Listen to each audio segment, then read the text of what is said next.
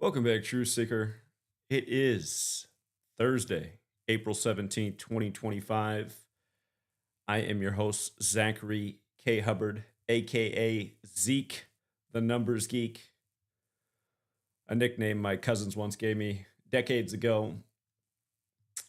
This is episode one of the new podcast, Count on It. And since it is the first podcast, let's talk about what the show's going to be about.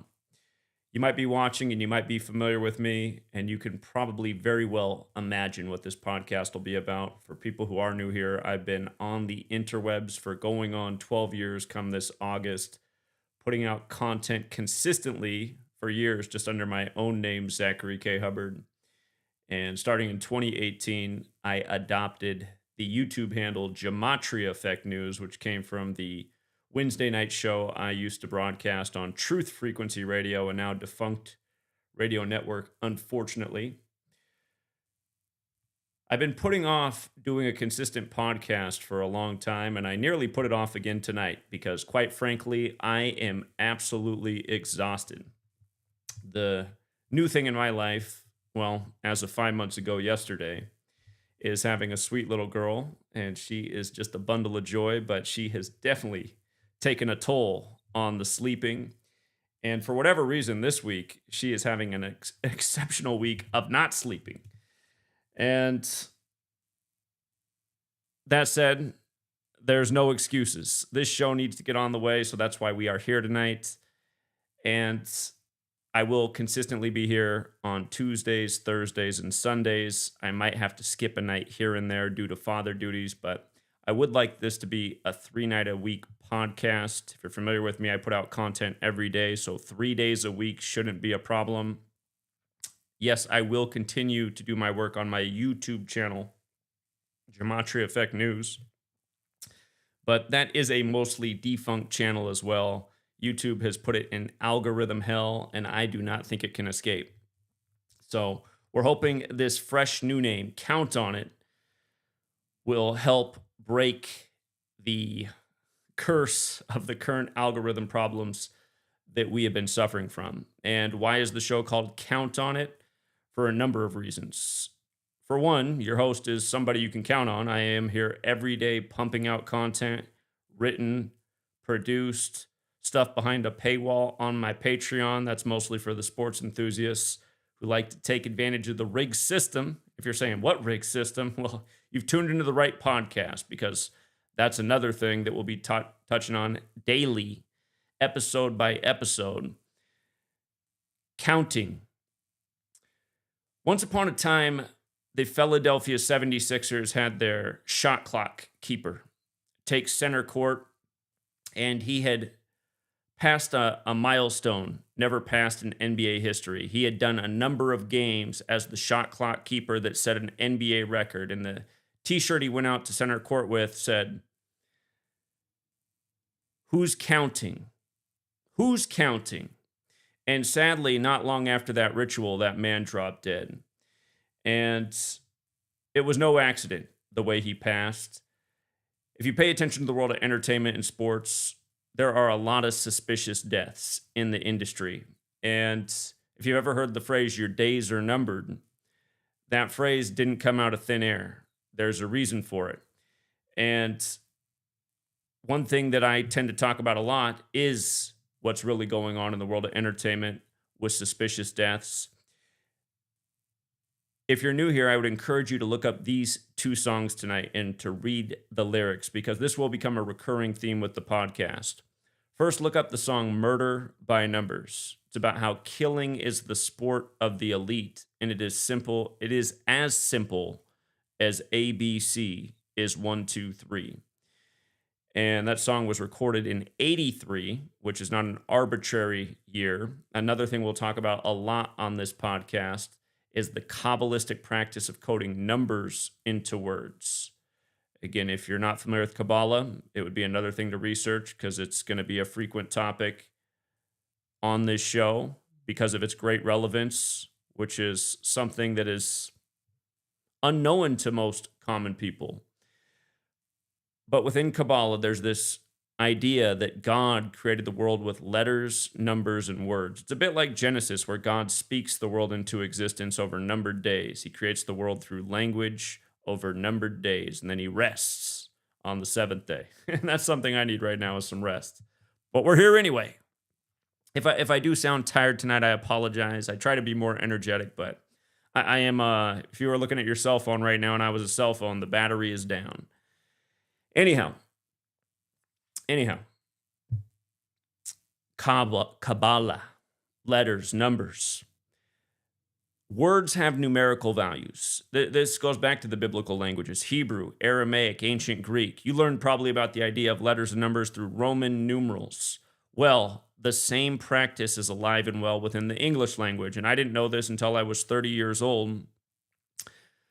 I am now 2,178 weeks old as of today. I was once born on a Thursday, so if you want to work on your counting, you can figure out how many years old I am, but I just want to give you that little exercise first. Or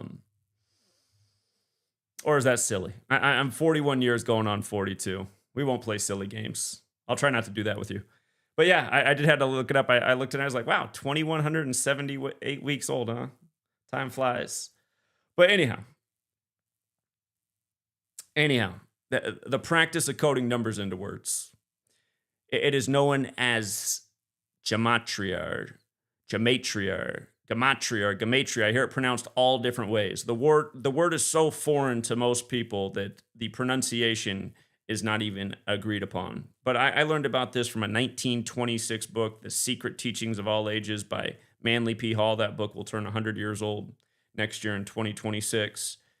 And it's a very intuitive system. It's A, B, C is 1, 2, 3. There's 4 base ciphers of the English language: the alphabetic order, the reverse alphabetic order, and both orders with numerology applied. We will reference this system endlessly. You can count on that. But within this system, the word murder itself equates to 83. Like the song Murder by Numbers came out in 1983. And if you look up the Hollywood movie poster for the film with the same title, Murder by Numbers, you'll see how they encoded an 83 right into the letters. So yeah, please look up the lyrics to Murder by Numbers and look up the lyrics to the song Gematria, the killing name. And I think, just for the sake of consistency, I think most people just prefer to call the word gematria. Seems to roll off the tongue a little bit easier. Sounds a bit like geometry, which is fitting because it means geometry in language.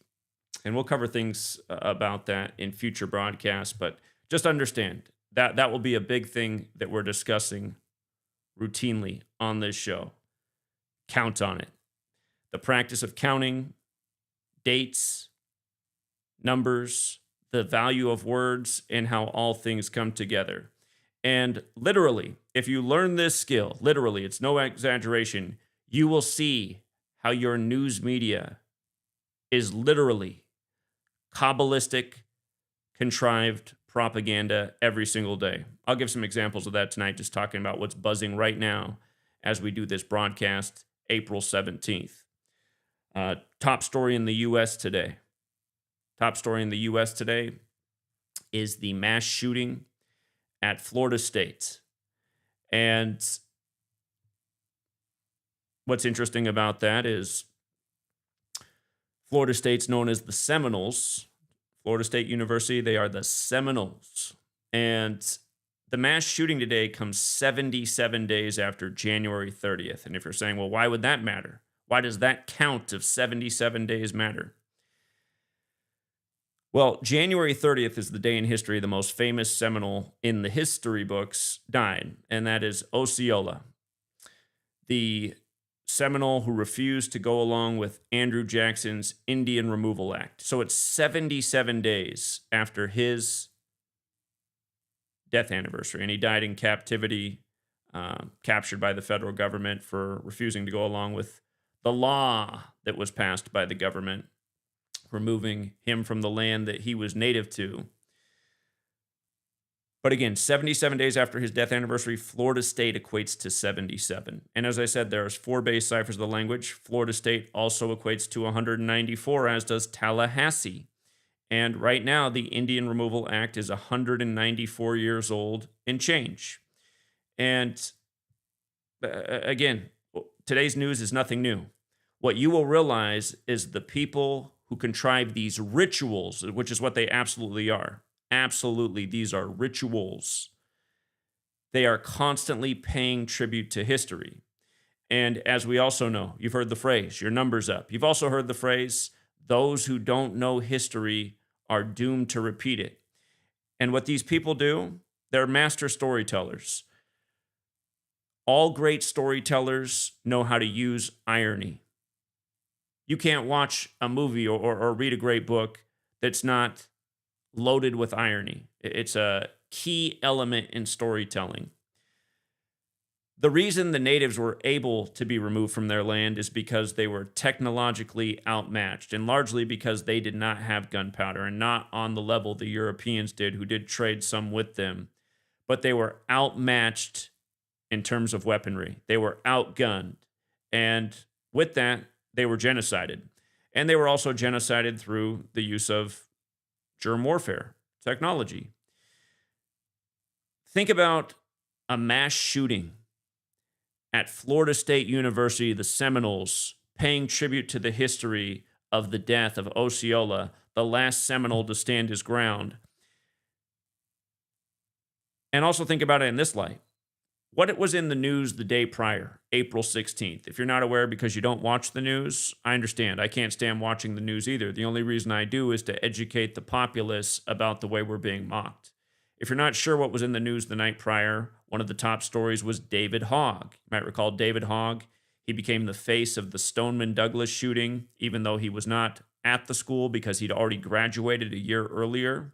You should ask yourself, why is it that a student who had already graduated from Stoneman Douglas became the face of the shooting at a school that he no longer attended? You might recall the Emma woman with the shaved head who was also in the same boat. She also became very much the face of it. But last night, all over the news, from the New York Times to CNN to MSNBC to the rest of it, NPR, it was about how the Democratic Party has promoted David Hogg to its leadership. And his remarks were that he will get the entire party on board with doing something major about guns. And of course, what they're referring to is gun control and undermining the Second Amendment. And a lot of people now have this idea that we don't really need the Second Amendment. There's no real need for a revolution. We don't need to protect ourselves from enemies, foreign or domestic. We have standing armies. We have a police force, which is like a standing army. The government's here to keep us safe. They're here to protect our interests. And it's not really our job anymore. Our job is to go to school, go to work, make an income, raise families, and let the government do the safekeeping. And this is a common mindset in America right now, and it's not the right mindset. Case in point, who did the shooting today at the school? The story is that it was the son of one of the deputy sheriffs.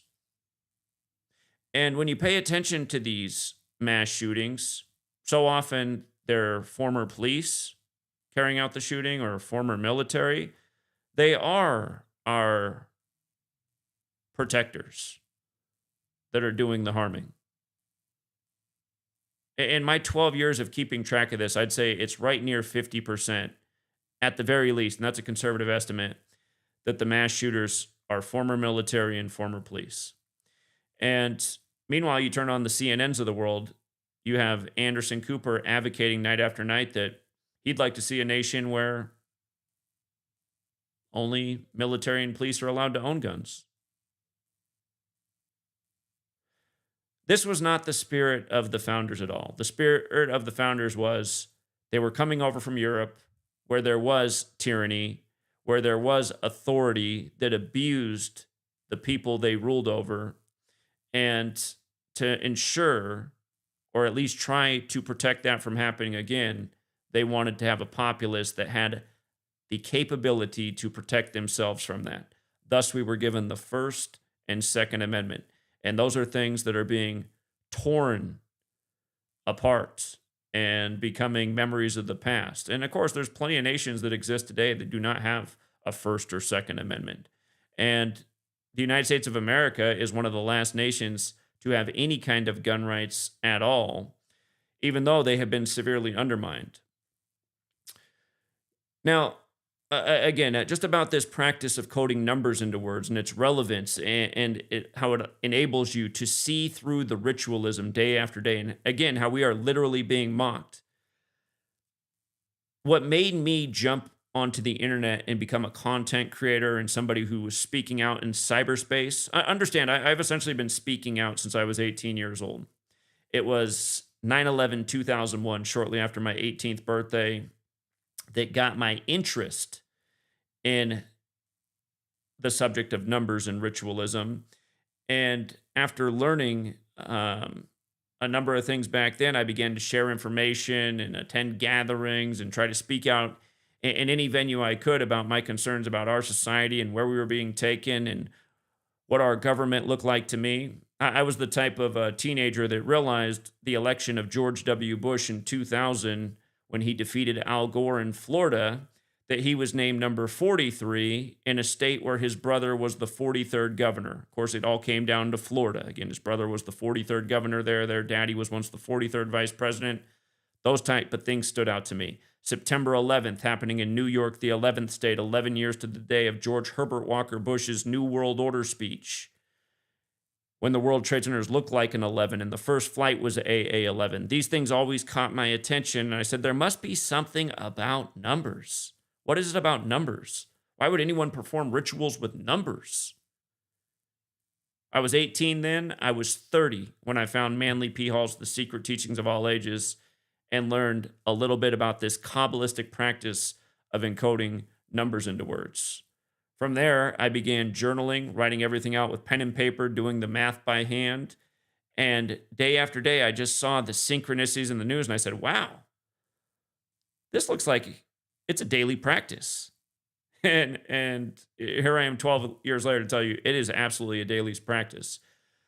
Just yesterday, Wednesday, RFK Jr. gave his first press conference as health secretary.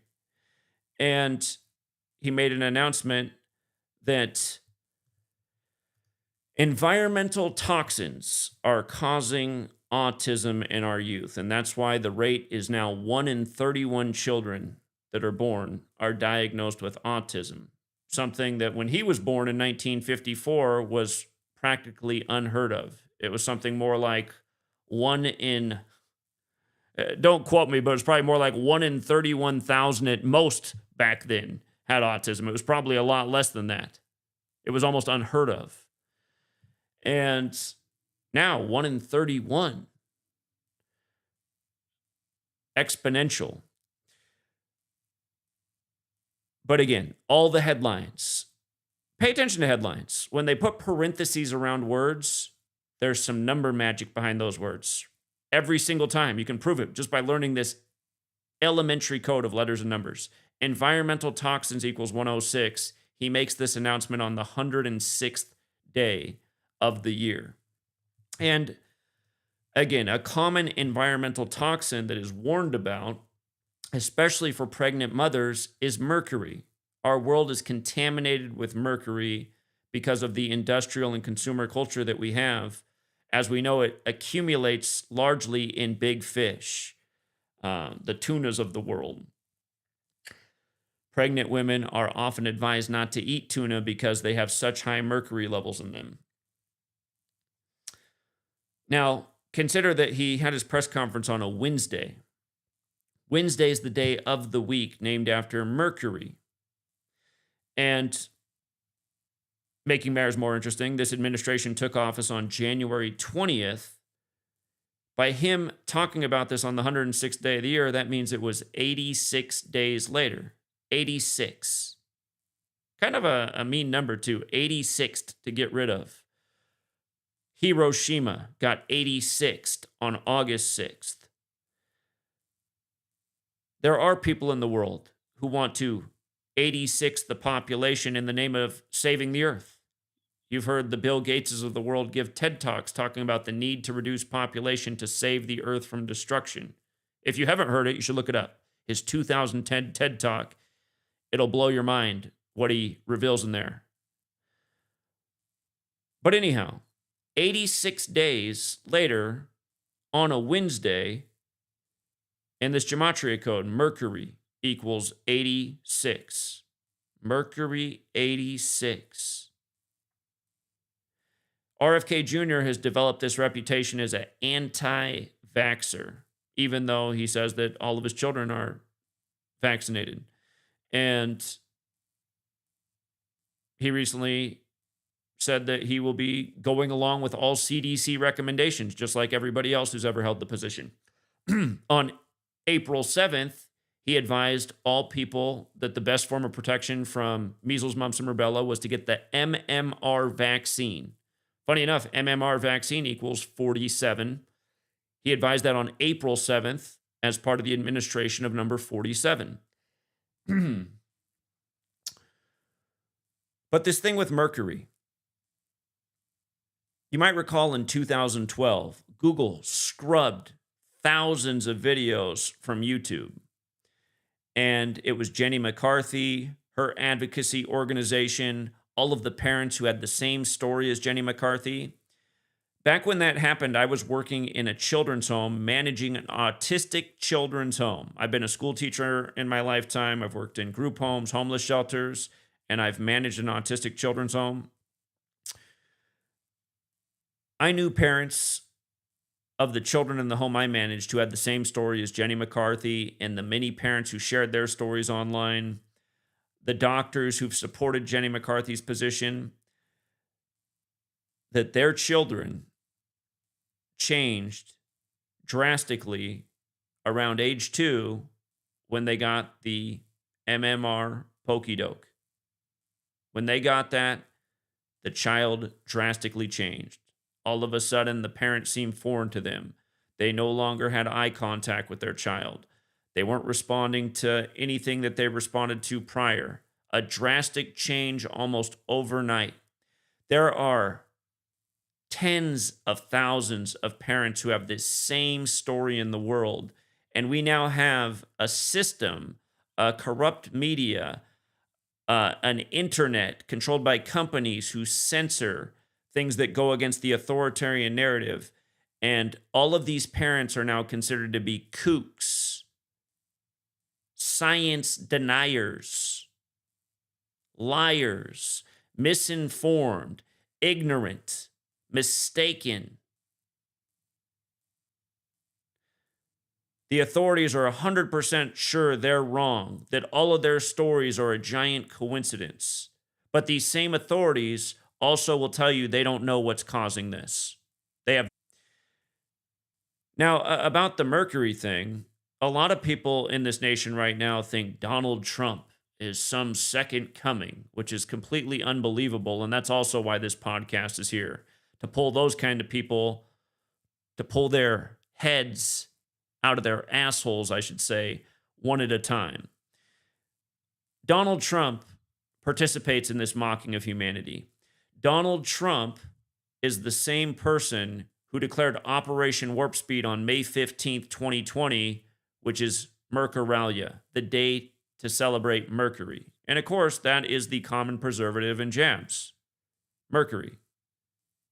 And the scientific authority wants to say that it is non-harmful, which is curious because a lot of us learned growing up about the dangers of mercury to health and the story of Mad Hatters, how it changed neurology, behavior, emotional response.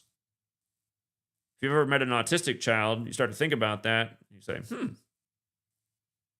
I see some parallels here. A lot of things that are happening in this world, if you just use your own God-given critical thinking skills and you don't let the authorities tell you what to believe or what to think, a lot of truth is hidden right in plain sight. And the reason they get away with the mockery that they do is because the occult ritualism they're into, like having, RFK Jr., who's talked about the dangers of mercury and jabs, having him have his first press conference on a Wednesday, 86 days after the administration took office. They know that the average person doesn't realize that Wednesday is named after Mercury. They don't know that in astrology, Mercury is associated with trickery and deception. Today's April 17th. In 2 days, it will be April 19th. It'll be the anniversary of the American Revolutionary War beginning. It'll be the anniversary of Waco. It'll be the anniversary of what was said to be the Revenge of Waco by Timothy McVeigh, Oklahoma City. R.I.P. to Terrence Yankee, the officer who said there was something definitely wrong that day with the official story, and he was found beaten, tied up, all kinds of wounds over his body, and the authorities ruled it a self-deletion. But the reason I'm bringing up Oklahoma City is because, do you know what day it happened on? It happened on a Wednesday. And Timothy McVeigh, the story was, he planned off this amazing attack, but while escaping in his Mercury Marquis, he forgot to tighten up the license plate, and it was hanging off, which caused the sheriff to pull him over. The Mercury Marquis. And I think we'll do a broadcast this weekend talking about Oklahoma City in greater depth and what this practice of letters into numbers really reveals about that day. Or maybe I should just give a taste right now rather than be such a teaser. If you're new here, I've been working on a book for 5 years now, and I could have finished the book 3 years ago easily, and I wish I just would have, but I've been trying to perfect the thing.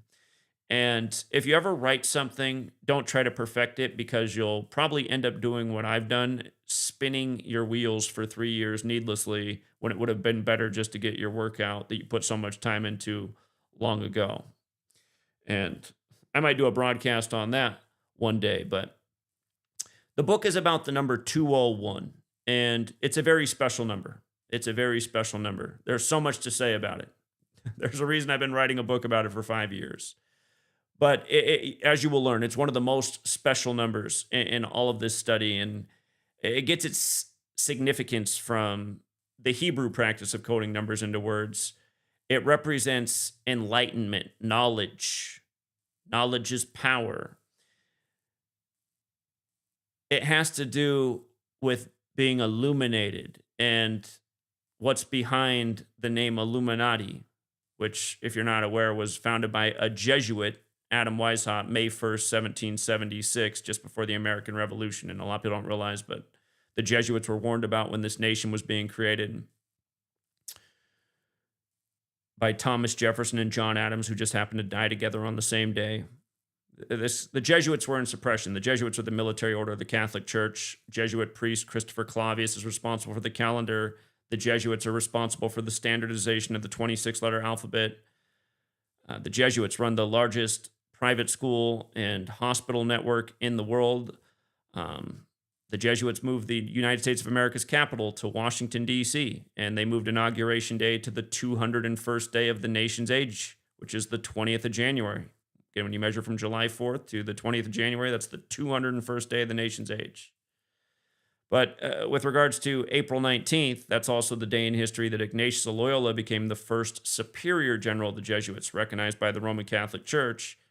And in this gematria code, Ignatius of Loyola, the founder of the Jesuits, his name equates to 201, just like the Jesuit order equates to 201, just like Timothy McVeigh equates to 201, just like his accomplice Terry Lynn Nichols equates to 201, just like Mercury Marquis equates to 201. And if you look at the periodic table, the only element that is at an atomic mass of 201 is Mercury. And if you look into the 1830 Webster's definition of Jesuitism, the definition was trickery and deception. And again, this 201 number has a lot to do with our rigged selections. Has a lot to do with why Donald Trump sacrificed his ex-wife 45 years after their marriage and buried her on the 201st day of the year.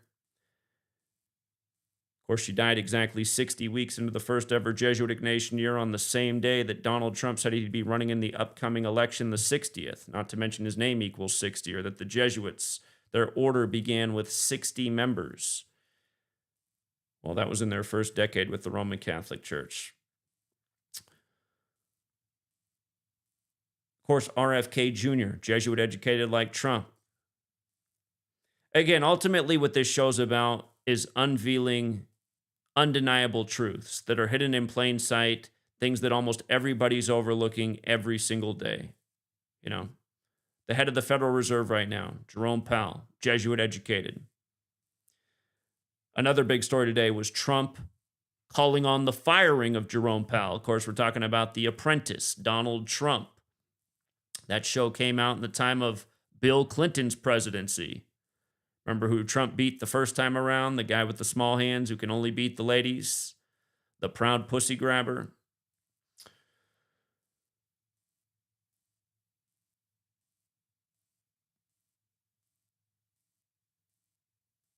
But anyway, today, Trump calls on the firing of Jerome Powell, and he does it 72 days after Jerome Powell's 72nd birthday. Recurring numbers we'll talk about a lot on this show. 201, it'll come up all the time. So will 72. They're related numbers. Jesuit order also equates to 72, as does President Trump. The first Jesuit pope, Pope Francis, the first to live in Suite 201 at the Vatican, became the first Jesuit pope on the 72nd day of the year. Not to mention his birth name, Jorge Mario Bergoglio equals 201. Pope Francis, the Jesuits created in Paris, France, the last French pope, the 201st in the history of the Catholic Church.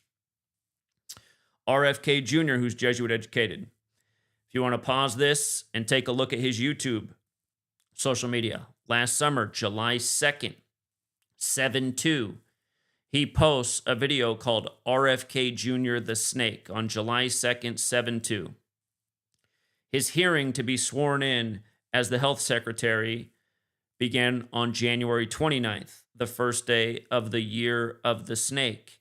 He was questioned countlessly about his thoughts on the current vaccine schedule for children up to age 18. And numerous times it was brought up that that schedule involves 72 shots, and they wanted to know that if he will continue to endorse that system of 72 shots. Funny enough, Year of the Snake equals 72, as does RFK Jr. You'll learn this system is not arbitrary. It's very carefully and cleverly thought out. You start to realize that the actors on the world stage, they're chosen Kabbalistically, meaning they have the right numbers in their name, in their date of birth. Imagine you're creating a theater production. You pick the person for the part that has the right characteristics for the part. The Cabal, they treat each day as another theatrical production, another day to tell a story, to move the audience in a way that's beneficial to them. Listen to our story today so that you can give up more of your rights and liberties and fall further under the trap of our control. And under our control, we'll be sure to tax you more and make everything costs more so that it benefits us more and grows more power over you day by day. Remember, this is exactly what was going on in Europe in the time of the Protestant Reformation, which is what brought about the Jesuits. The Jesuits are so 201, they were created 201 months after Martin Luther penned the 95 Theses. I'm talking about Martin Luther, not to be confused with Martin Luther King Jr., who was assassinated on the 95th day of the year, and the nation's first gun control came 201 days later. First gun control legislation, that is, putting serial numbers on guns. Numbers, tracking, ritualism, tributes to history. Those who don't know history are doomed to repeat it. Did I mention that Event 201 was the name of the coronavirus pandemic simulation? And did I mention that it began on the same day the military World Games began in Wuhan, China, and the military World Games began in Italy, where the Vatican is, in 95? 201 and 95. A massive pairing that happens all the time. Last year, do you remember that Biden signed off on $95 billion for Israel and Ukraine? $95 billion. He did that on the 201st day of the war in Israel. And funny enough, State of Israel equates to 201, just like the Holy Bible. And Catholic equates to 145, like there's 145 more chapters in the Catholic Old Testament. Thus why Israel was created on the 14th day of the 5th month. In the weeks ahead, we'll talk about the significance of how Israel's about to turn 77 years old, a very special number. And again, a number that, in my opinion, does not foreshadow good things to come. Netanyahu, when he came back into power on December 29th, by the way, he stepped down from power June 13th, the day leaving 201 days left in the year, and 1229, December 29th, is a lot like the number 1229, which is the 201st prime. But he came back into power on Albert Pike's birthday, the same Albert Pike who once published a letter about 3 world wars addressed to Mazzini on August 15th, 1871, the Jesuit order's birthday. The Third World War was to be centered on political Zionism. Political Zionism. And again, you just got to say, what are the odds that Netanyahu would come back on that day? Israel with the Lone Star flag. He came back on Texas, the Lone Star State's date of birth. Texas, big, powerful state in the big, powerful United States that pays a lot of the bills for Israel. Anyhow, I'm all over the place, but I'm also trying to lay down where this knowledge fits in with the events that are going on today, the larger events that are going on in the world, the history of how we got to this moment. And again, trying to make it clear why they're doing this. It has to do with Kabbalah and the belief of how God operates. This is a spiritual belief system. And while it might seem strange or ridiculous or absurd to you, understand when you're on the outside looking in at somebody else's spiritual practice, they often do look strange. Imagine being an alien watching a Christian on Sunday kneel down and have a man come in front of them and hand them a cup and say, "The blood of Christ shed for you," and then drinking it down, and then giving them a piece of bread and saying, "The body of Christ shed for you," and then watching them eat it. Unless they did that on their own planet, drank blood and eat bodies, they might find that quite strange. Who is this man that they are eating and drinking of? If you're born into Christianity, it might just seem like commonplace. You've seen it since you were a child. You've been in the church for as long as you can remember. Communion happens every Sunday. When you're a child, you get grape juice and the bread tastes sweet. You might look forward to it. You never really thought that it was a lot like those zombie movies your parents told you not to watch. Again, as strange as all this might seem, it is a real practice. It goes back to Babylon. It is biblical. And with regards to it being biblical, read Genesis 3:2-2. It talks about the tree of life and knowing good and evil.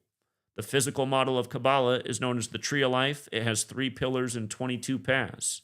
It's exactly what's being referred to in Genesis. And Genesis is the first book of the Torah, or the first 5 books of the Bible, known as the first 5 books of Moses. 5, Numbers, counting. The 4th book of the Bible is titled Numbers. But this whole practice of letters and numbers and words is largely connected to the Torah, or the first 5 books of the Bible, and a lot of the numbers that are used in ritualism come right from it. One that we will talk about again and again, because sadly it happens again and again, is Genesis 46. The word sacrifice equates to 46. Genesis 46 is about sacrifice. There's 46 books in the Catholic Old Testament.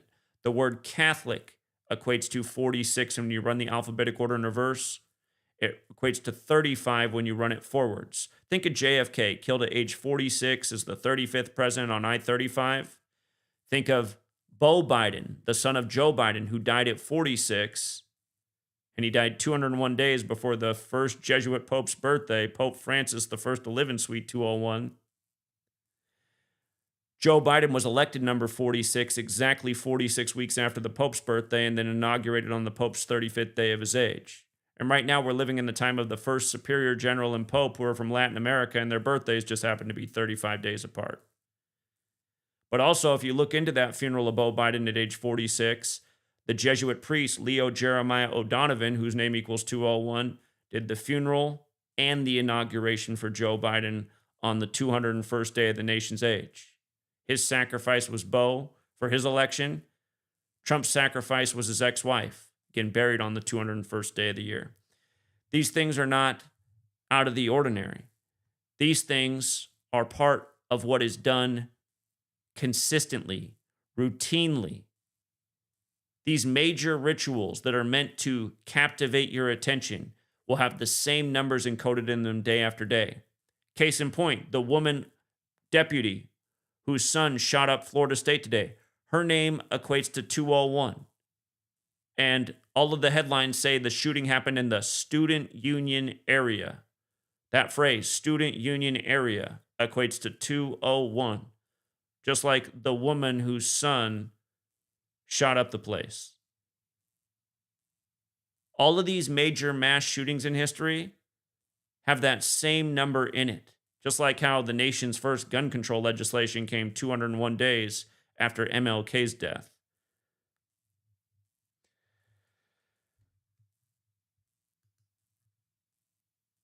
This knowledge, it will allow you to see through the agendas that are being waged against humanity, and it will explain to you with enough practice with the knowledge and observance of the knowledge, it will explain to you the who, what, why, when, and where.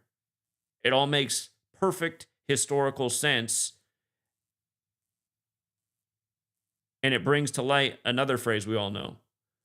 All roads lead to Rome. This knowledge can also be used for self-gain. I didn't get into this work to teach this knowledge for the sake of self-gain.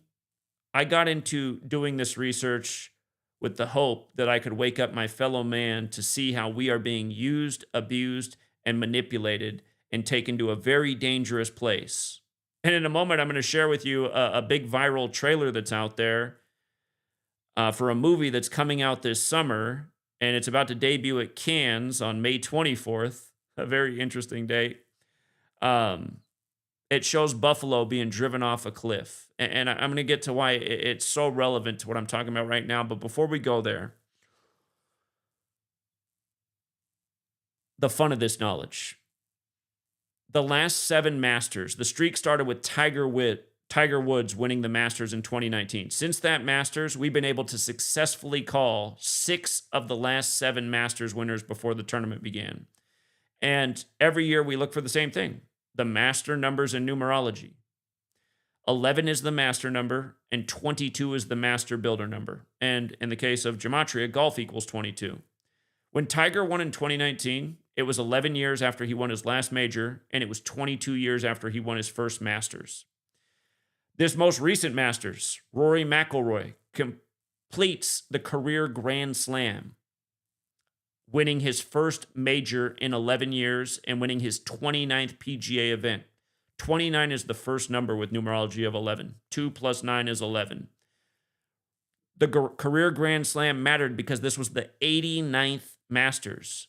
Grand Slam in the most simple cipher. A, B, C is 1, 2, 3. G would be the 7th letter. R would be the 18th. A the 1st and the 14th. D the 4th. Added up. The letters of Grand Slam. It equates to 89. If you apply numerology, Grand Slam equates to 35. Rory McIlroy wins the 89th Masters at age 35, completing the career Grand Slam, not to mention he was born in 89. The big NASCAR event before that was won by Denny Hamlin. When I say Denny and Grand Slam, does it make you think of a popular corporate breakfast chain that advertises all over these sports events? Again, you learn this knowledge, you will learn to see through the world with a whole new lens. This year, we nailed the March Madness tournament again before it began. It seemed easier than ever.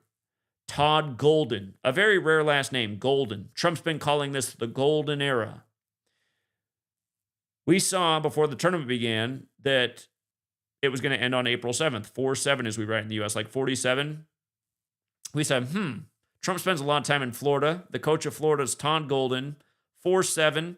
Let's look at what Todd Golden's career record would be if he won all 6 games in the tournament to win the championship. Right away, we noticed he'd have his 133rd career win in all of his NCAA career. President, White House, government. All of those words equate to 133, and when you apply numerology, they all equate to 47. President, White House, government, 133, 47. And if you were following me in 2015, you probably recall the first time Trump took the stage on Fox News for the first Republican debate when they had to narrow it down from a field of 20 candidates. The headline they put up on the screen or the ticker or whatever you want to call it, Fox News puts up a stat. According to Forbes, Trump is the 133rd richest man in the world. I said right that night, I said, oh my God, are they telling us The Apprentice is going to be the president? I mean, it seemed absurd at the time, but at the same time, it made so much sense. How were they going to one-up the first ever darker complected U.S. president? And again, a lot of people didn't get the joke with Obama, but he declared he was running for president on February 10th of 2007. Why did that matter? It was the 31st anniversary of the federal government recognizing Black History Month on February 10th, 1976. The 31st anniversary matters because Obama equals 31 and so does slave. And if you run it the big way, slave, Negro, blues, Rasta, they all equal 76, as does Barack Obama. Of course, Acts 7:6 is about 400 years of slavery, and it's the 44th book of the Bible. When Obama put out his book, A Promised Land, he put that out on the day leaving 44 days left in the year, and the title of the book equals 76. If you've seen his movie, Leave the World Behind, there's 76s all over the film. And you remember 76 days after its Netflix debut, the news media was kind of joking about how the cell phone outages that day reminded them of Obama's movie. If you remember that, when the cell phone outages happened, that was the big story that day. That was 76 days after that movie came out. That begins with a shot of a nightstand next to a bed with the Philadelphia 76ers mug, and if you pay attention, just 76s all throughout.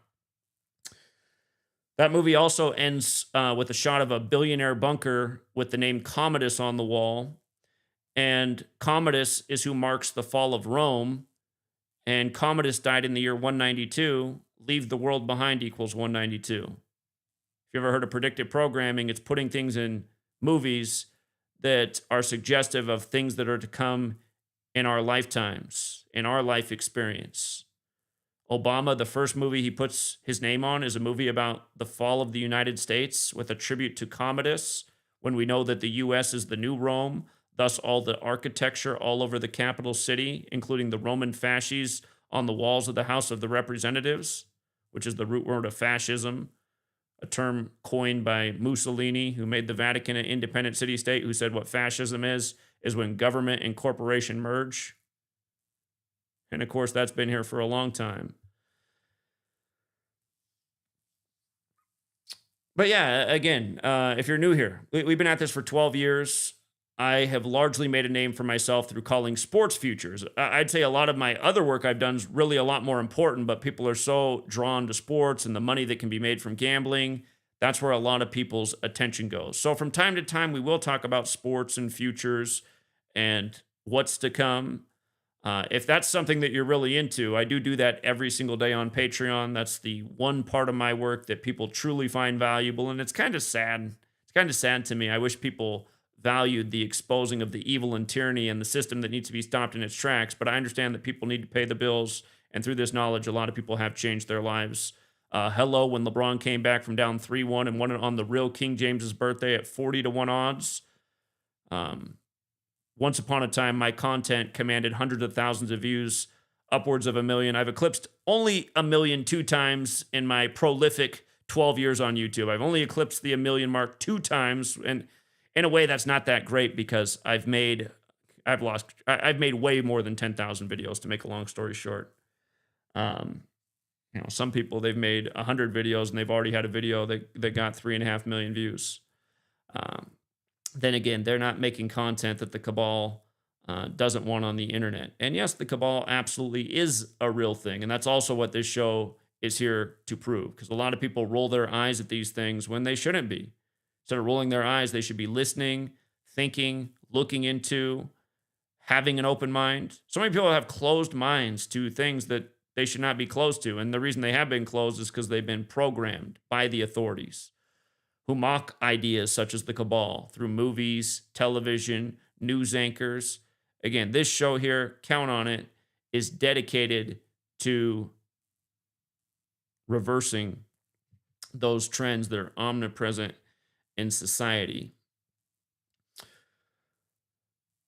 Also, again, just another thing that's big right now, just to give you a taste of this show and the diversity of things we can get into, the tariffs. I got into a debate recently with a popular YouTuber, and I'd say horribly undeservedly is he popular. Again, I do believe a lot of these people that go viral on YouTube are part of some, they're some agents of the cabal. Again, his gentleman's name is Andrew Wilson. He's not a gentleman either. It's nice of me to even refer to him as that. He's really a scumbag. But again, we were having this conversation about letters and numbers and this practice and its relevance. And he's a Trump supporter, keep in mind. I was explaining to him the ritualism that Trump was doing with the tariffs. And it was easy to see that they're rituals paying tribute to history. When Trump implemented his first tariffs on February 1st for this administration, it was exactly on the nose 47 weeks after the anniversary of the publishing of Wealth of Nations. And if you don't know what that is, that book was published March 9th, 1776 by Adam Smith, the father of economics, who in that book argues very persuasively for why tariffs should very rarely be used and what they pose in terms of the possibility of destruction of economies, governments, relations, how they can lead nations to go to war with each other. Again, Adam Smith was the person who pointed out that nations that have free trade are nations that never go to war with each other. Adam Smith has been taught about for centuries in academia, especially in the business world. My undergrad, if anyone wonders, is accounting. Surprise, surprise. I also have a master's in teaching. And if there was such a thing as a doctorate in gematria, I would surely have one of those too. But anyhow, coming back, Trump, number 47. And by the way, Trump equals 47. Yeah.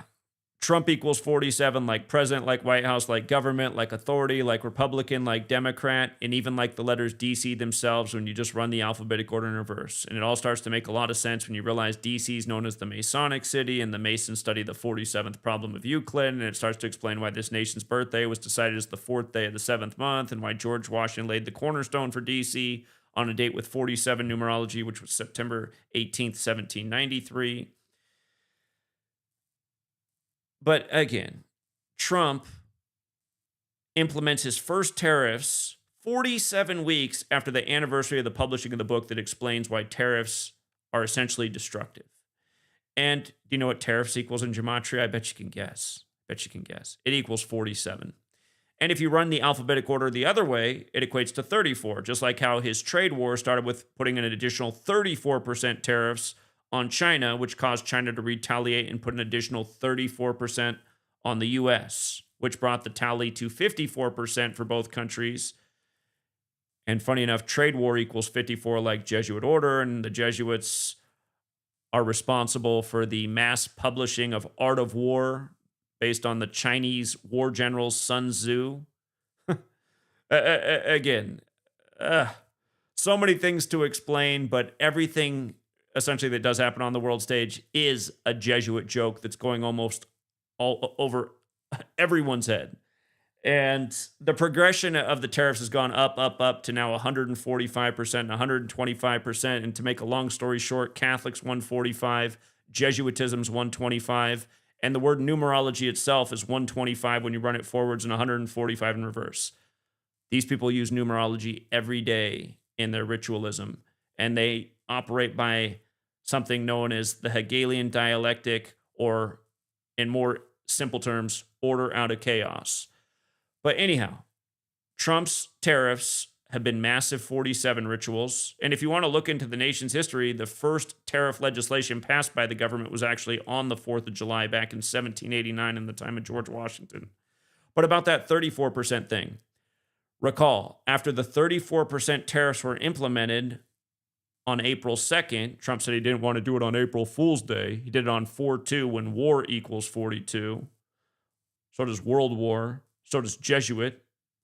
So is Georgetown, which is the nation's first Jesuit university, which was recognized and established 2 months before George Washington became the first recognized president. But anyhow, not Georgetown. The day after he implemented those tariffs was April 3rd.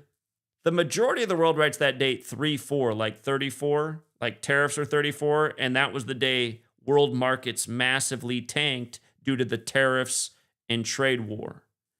And for anyone out there who'd say, well, why would you purposefully tank markets? Understand, if you're in the know and you know when the ritual is going to be implemented and what day to pull the plug, there's a lot of money to be made in the market with options on the way down and on the way up. You can make a killing. And that is what's being done. This is why we need to learn how the system is rigged. Who's doing the rigging? Who's doing the manipulation? Who are the people counting? And the one thing you can count on from this podcast is we'll be here exposing it every single day. So yeah, the name count on it. It has a lot to do with the knowledge. It has a lot to do with the consistency of your host. Again, I am somebody who was here day in and day out. If you don't know my track record, I started this work in August of 2013. Like I said, in a number of months, it'll be 12 years. There is one day in that time period that I did not create a new piece of content, a new piece of research, and I had a pretty valid excuse why. It's because November 15th, 2014, when I came home, my door was kicked in and my house was ransacked and every valuable was stolen and the business I ran out of my house was ransacked and I didn't have a computer either because it got taken. So I spent the day cleaning up the mess, and the next day I got myself a new device so I could get back to work. And again, unless I go through something very similar, you can count on new content from me every single day. Remember that movie with Will Smith? He's got the dog. He's living in the Fallout world. What's that movie called? You know what? It's like a zombie movie. I can't think of the title of that movie right now. Blame it on the lack of sleep. But I'm pretty sure most people would know what movie I'm talking about. Will Smith, he's one of those larger-than-life stars. Don't even get me started on his slap at the Oscars as he won Best Actor. It was a tribute to the first darker-complected actor to win Best Actor who had died by the numbers at 94, just before those 94th Oscars. That same actor who died at 94. Man, my mind is slipping. If you're out there listening, I cannot think of the gentleman's name right now. The first darker complected actor to win Best Actor. He won it for a movie about saving Catholic nuns in the desert that runs 94 minutes in length. Again, he ended up dying at 94, and sadly, we predicted that a year before it happened, that he would pass at 94 because of the significance of that number. Roman Catholic Church in this gematria code equals 94. But yeah, he has a famous slap scene in another film in a greenhouse. So at the 94th Oscars, Will Smith... Will Smith in his film where he portrays a gay con man, part of his character is also related to that actor. Bear with me a second. I don't have a I don't have a co-host or somebody to look up and shout into my ear the name I need to say right now. So I need to type into the internet. Who was the first?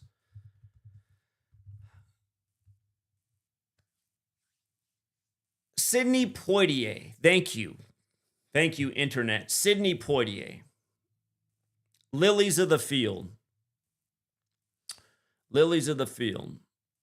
Yeah, you look it up. You'll see that movie is 94 minutes, going with his death at 94, going with Will Smith winning the same award at the 94th Oscars. And maybe for your first assignment, you could also go look up my older posts on this. Measure from the date of Sidney Poitier's death until the day Will Smith won the Oscars. Count on it. Count the number of days. And then see how the gematria of the actors' names corresponds with that date. I believe the Will Smith movie where he plays a con man who's also gay. The part of the story he tells is that he's related to Sidney Poitier when he cons people. And supposedly that movie was based on a true story, if I'm not mistaken. But yeah, speaking of movies, as we bounce all over the place, I feel like a pinball tonight.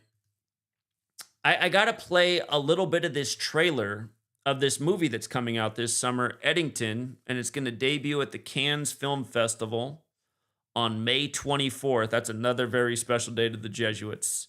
There's a reason that Pope Francis had Trump at the Vatican on May 24th, 2017. If you've never seen that photo of Trump next to the Pope with his wife and his daughter look like they're dressed for a funeral, sometime we'll talk about how that was foreshadowing of what was going to happen to Trump's ex-wife on the day she died, because it really is all connected.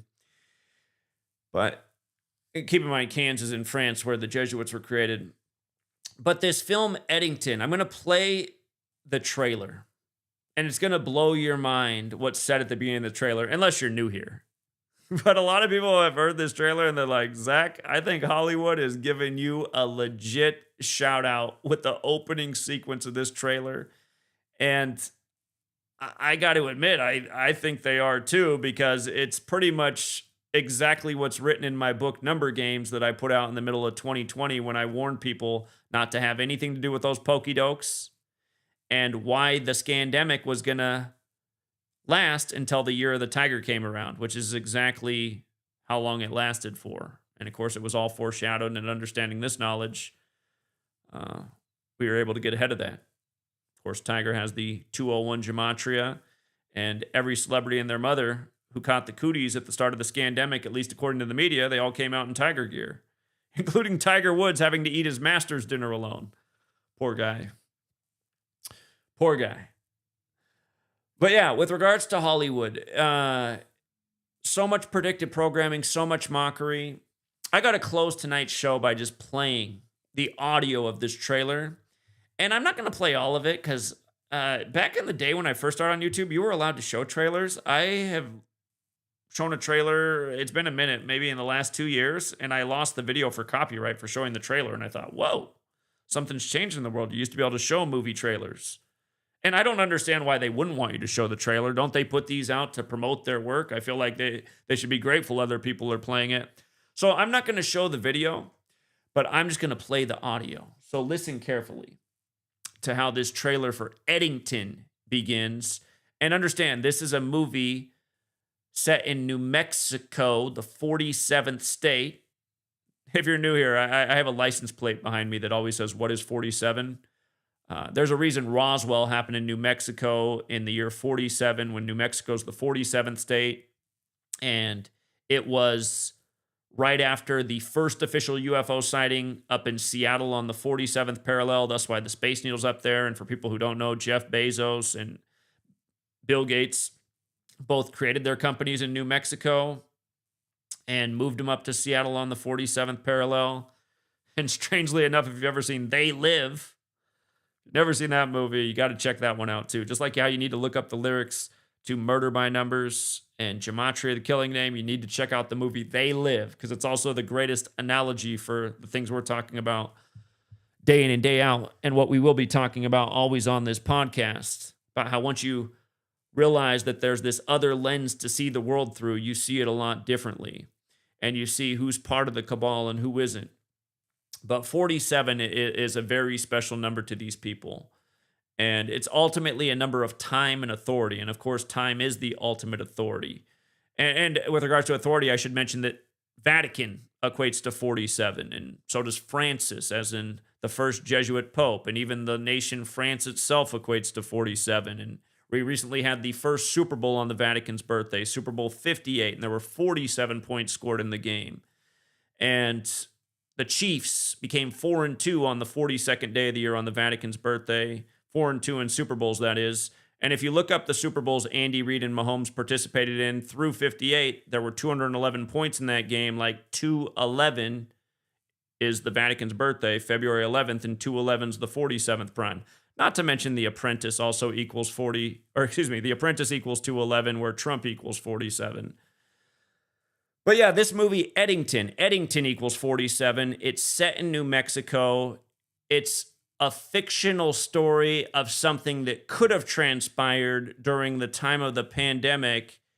And it's kind of seemingly an attack on conspiracy theorist types and people who questioned the goodness of the authorities in the time of COVID.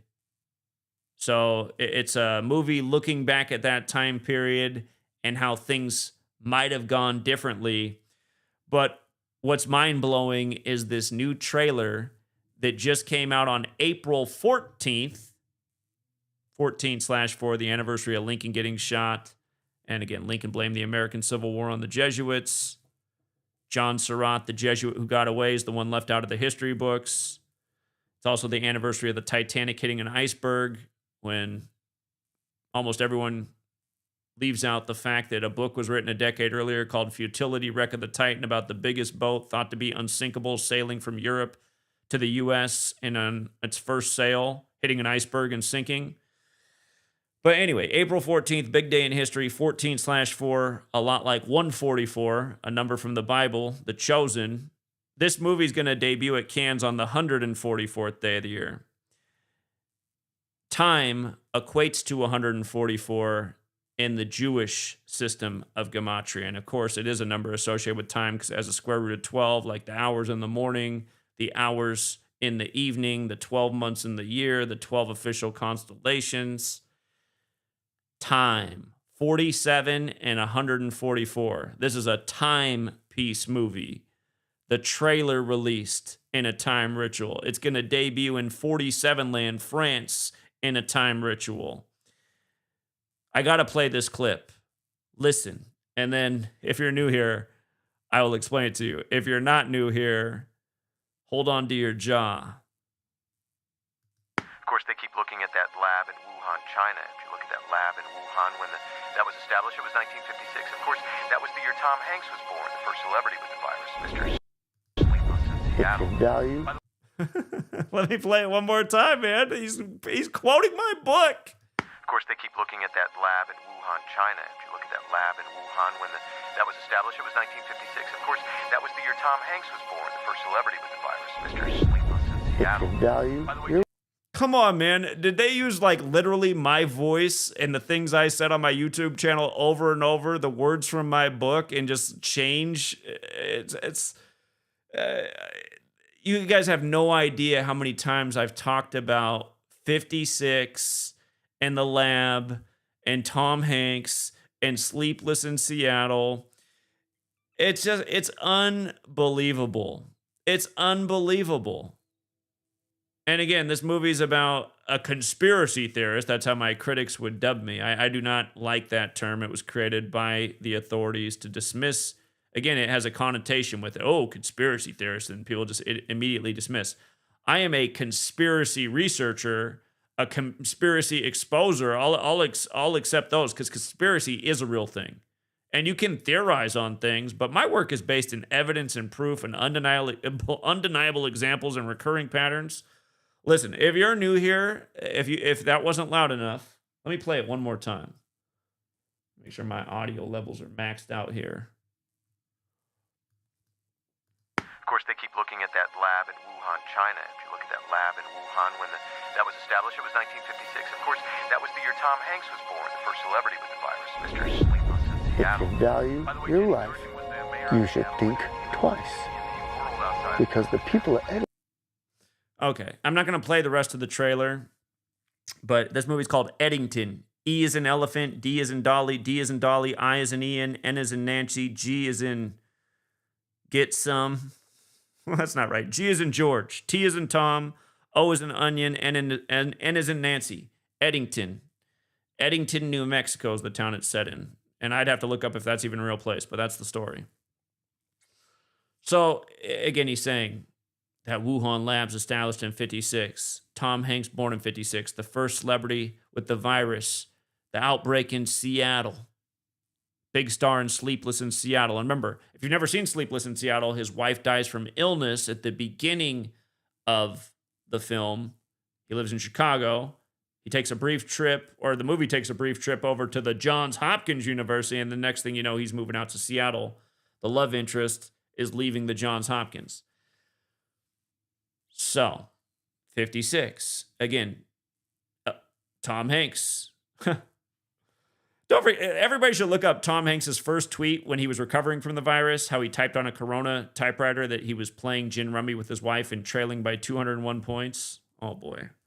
In Saving Private Ryan, he dies on the day, leaving 201 days left in the year. They show his tombstone June 13th.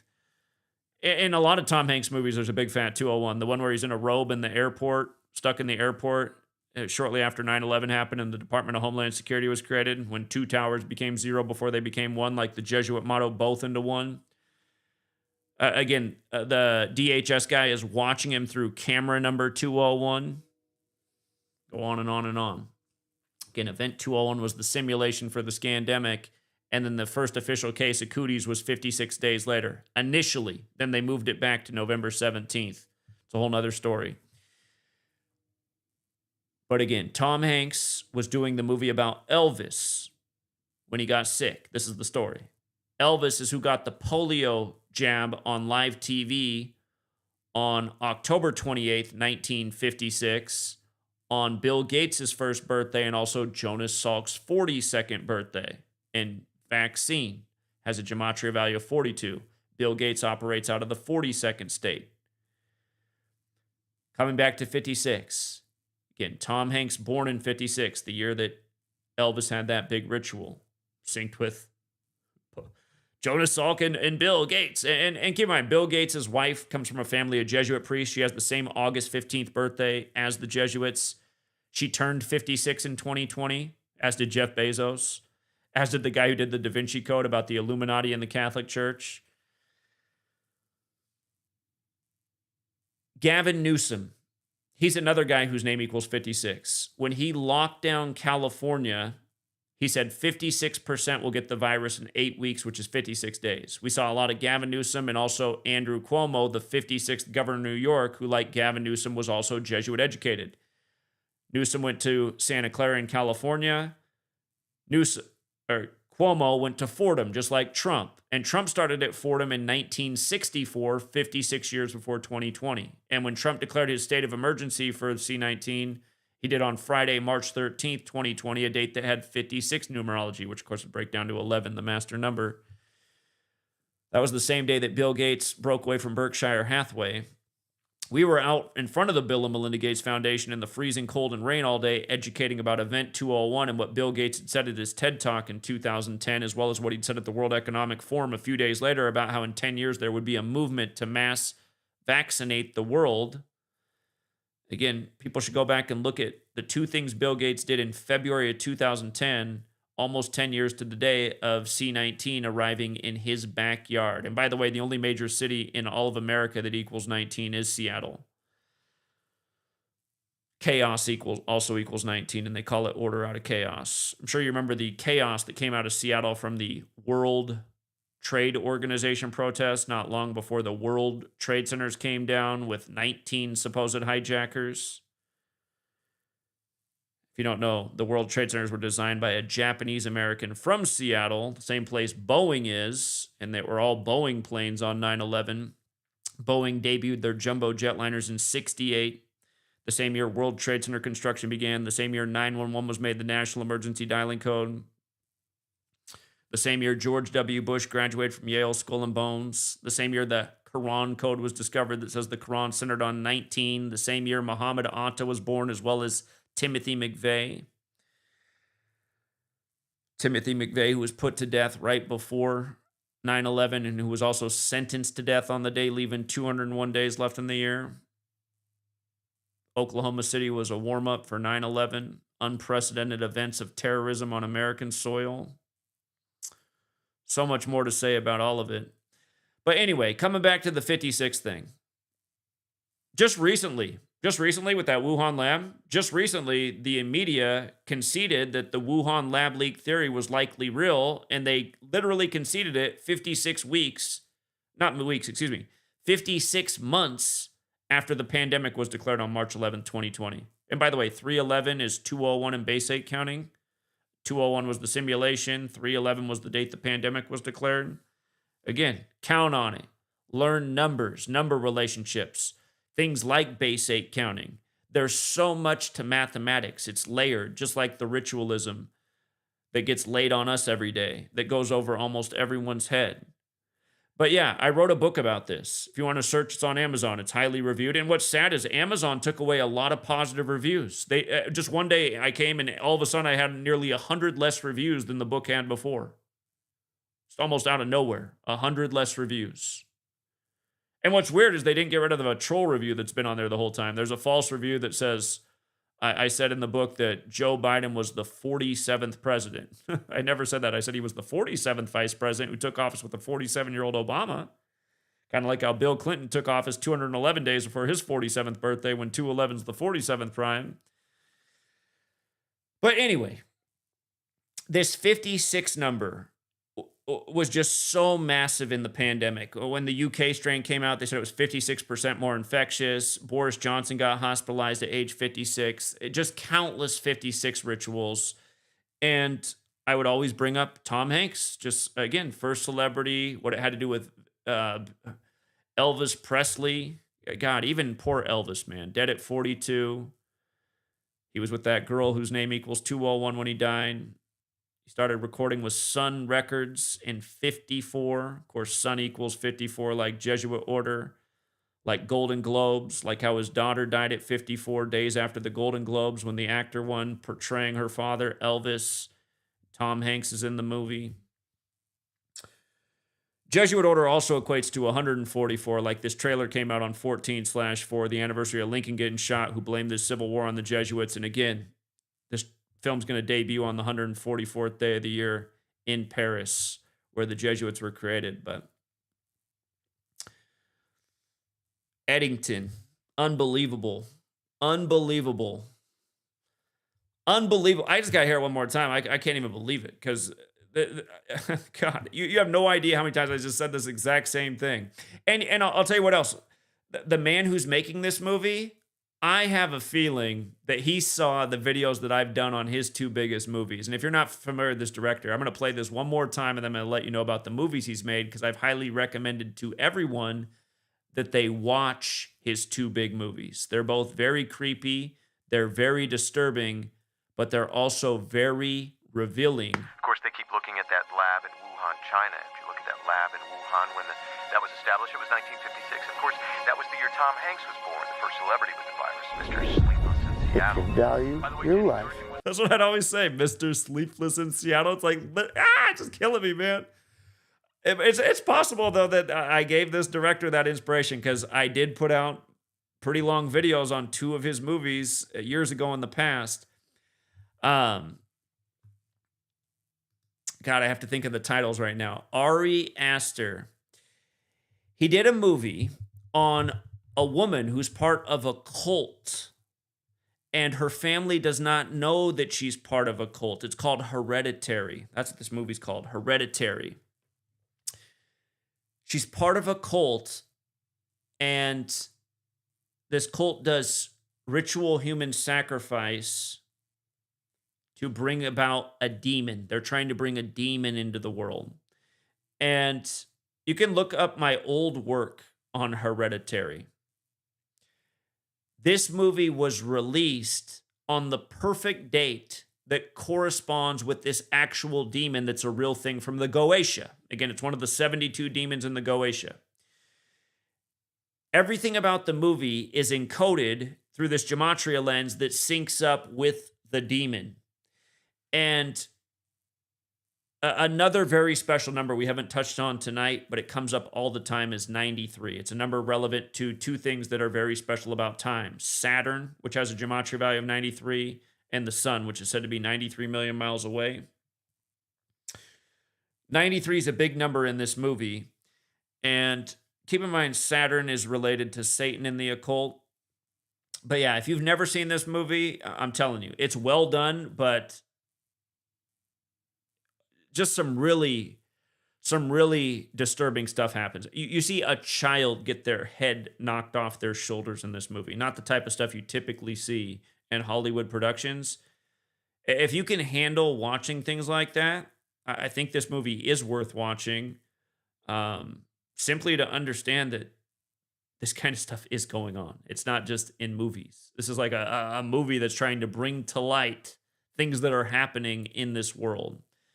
His other big movie, it's not as gematria encoded as far as I can tell, but it's also very interesting. And again, it has to do with human sacrifice. And if you open your eyes, you'll see that human sacrifice is happening a lot for people on the world stage. To be in the positions they're in, it requires blood. And I remember learning about in school coming up that this is what ancient civilizations did, especially the Mayans and Aztecs, who pretty much put themselves out of business, out of existence through sacrifice, at least what we learned in our history books. But yeah, this Midsummer movie is about a girl at a college campus saying, hey, you guys want to come hang out with my family in this beautiful place for, I forget, spring break or summer break? It's probably summer break, midsummer. Yeah, it must be summer break. Well, she knows that she's inviting them, and this is going to be their last summer break because they got plans for sacrifice. Now he's doing this movie about Cooties 19 with that introduction. And again, if you look into what Bill Gates said at his TED Talk in 2010, I remember his father was into eugenics. One of the main co-sponsors of Planned Parenthood. He helped really elevate Planned Parenthood's reach. And I cannot think of the woman who founded Planned Parenthood, but remember, Bill Gates Sr. did die in 2020 by the numbers in the time of the scandemic. By the way, William Henry Gates equals 201. Both of them are 201 because Bill Gates is Jr. But if you run it in reverse, it equals 258. Just like Order of Illuminati is 201 and 258, and the father died on the 258th day of 2020, on the same day that Mark Zuckerberg, who has a lot of parallels, another Jesuit puppet in big tech, bought a whole bunch of real estate up in the Seattle Bellevue area, same day that Bill Gates' father died. Anyway, that's another story, but the day that his father died was on the anniversary of either the death or the birthday of the founder of Planned Parenthood. Anyhow, Bill Gates, I'd played the clip of what he said at his TED Talk, but every time I've ever shared it on YouTube, I've had my video deleted and been suspended for a week. So I just encourage you to just look it up on YouTube yourself and just watch the actual TED Talk. It's about 26 minutes long, but you only need to listen. It's right near the beginning. It's not more than 6 minutes into it where Bill Gates says exactly what you need to hear about how we can reduce population. Talks about it like it's, I don't know, like he's picking out a flavor of ice cream at Baskin and Robbins. Like it's nothing.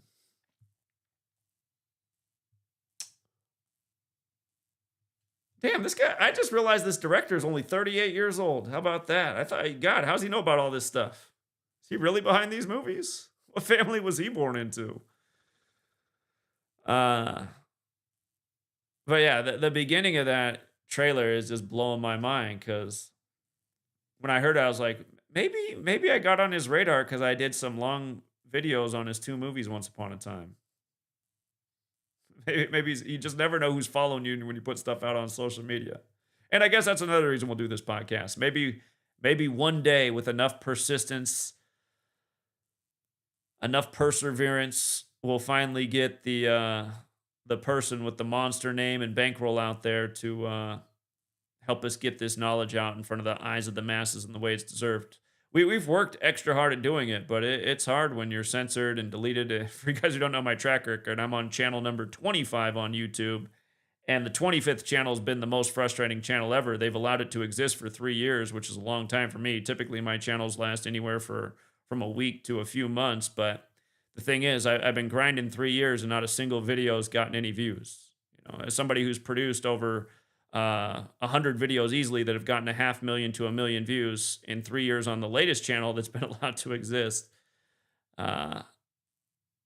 Only a handful of videos have gotten more than 10,000 views, which is absolutely pathetic. In 2017, after my work had become pretty well established, after USA Today wrote their hit piece on me and Vice News and Sports Illustrated and some other publications, I consistently averaged at least 100,000 views a video.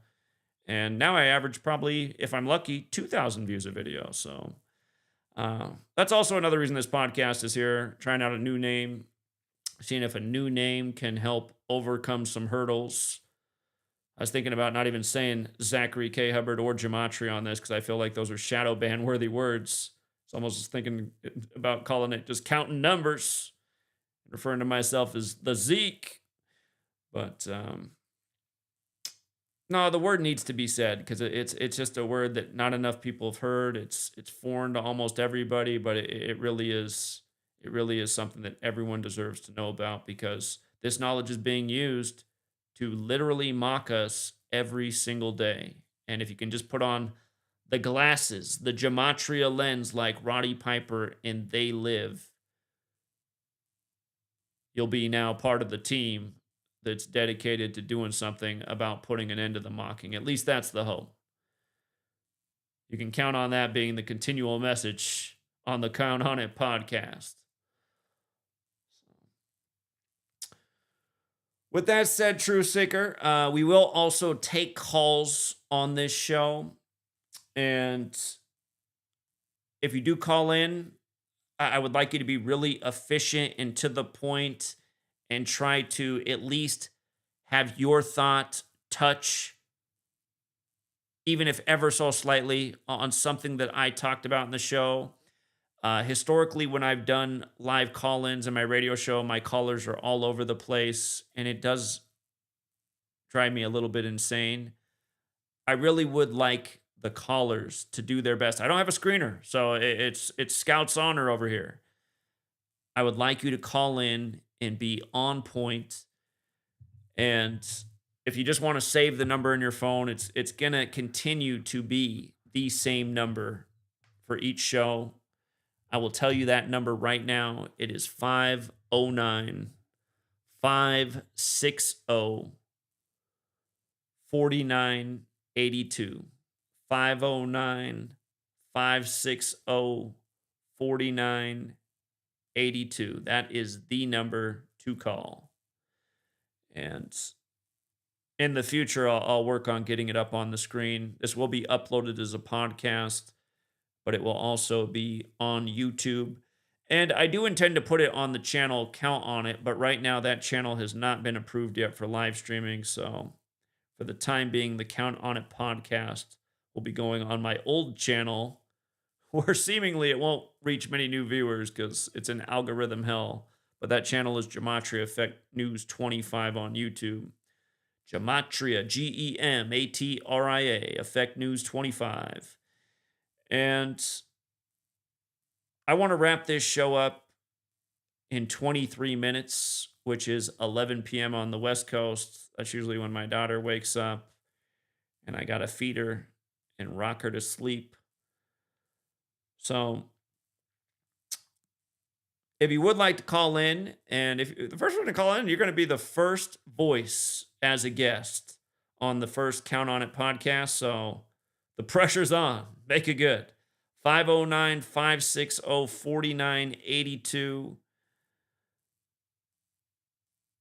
We recently upgraded the audio system over here so that we can have these phone calls go straight into a soundboard to get optimal sound quality and make it as professional as possible. But yeah, if you would like to phone in tonight and say anything relevant to the show, or another topic you're welcome to call in with is just say things you would like to see me cover in the show. 509-560-4982. Here is our first caller from the 661 area code. And 661, how do you do this evening? Hey, Zach, how's it going? Yeah, well, Can you hear me? Yeah, but there's like major wind into your mic. It sounds like you're either All right, how's that? Can you hear me now? There's so much noise into your phone. It's like I don't know if you're breathing super heavily or what, but this is not making a great first call. Just go ahead. Okay, sorry about that. Anyways, yeah, I saw your debate with Andrew Wilson. And that whole thing, those people were just, it was so disagreeable. It was so like immature and like lowbrow. The whole thing, not you. You're the only classy person there. Yeah, I realize so that's something that, friend, I'm going to let you go because there's something horribly wrong. I appreciate your call, man, but I got to get somebody else on here. Yeah, if you guys do call in, please make sure your audio, because I don't know what was going on there. It sounded like there was a boxing match in the phone.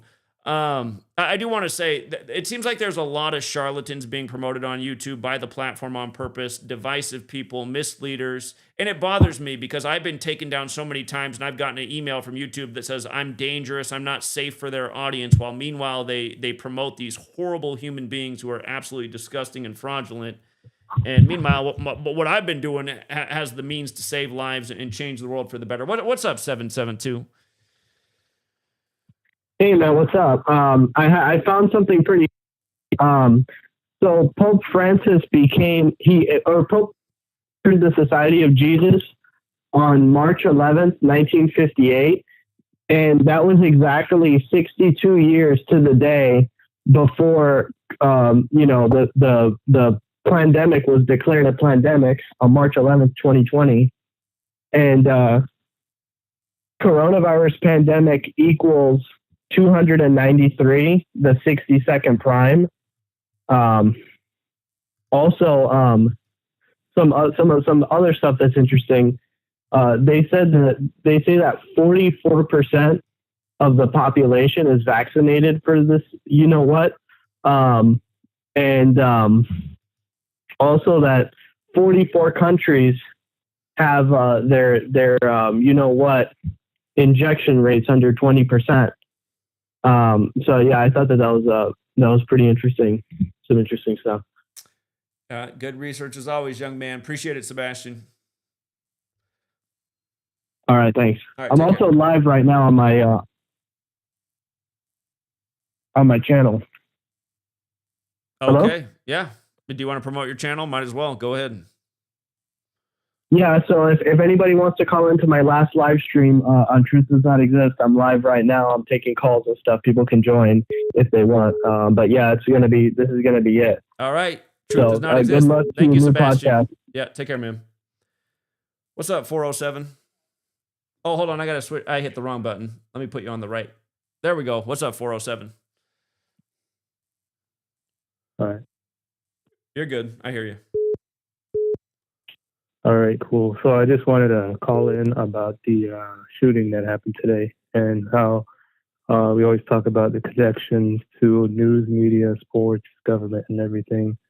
I wasn't able to call into the Patreon about it, but I knew that there was a national shooting to look at the player Gunnar Henderson on the Orioles.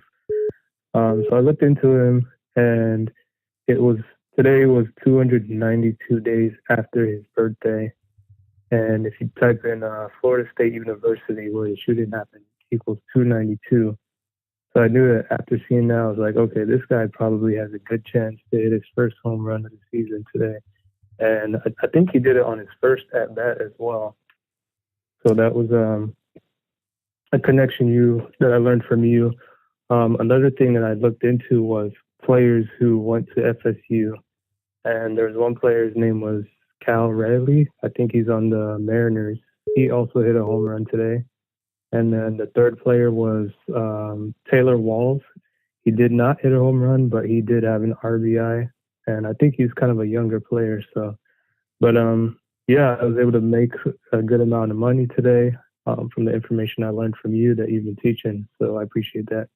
I appreciate that. And for the new person out there listening, they might find it hard to believe that they could possibly sync up a baseball player named Gunner with a mass shooting. But hey, you stick around and watch. You're going to see just how tied in news and sports are and truly how scripted it is. And for anybody out there who'd say, well, how can you script a home run? Have you ever been to a baseball game and watch these guys take batting practice? They can hit the ball over the fence every time.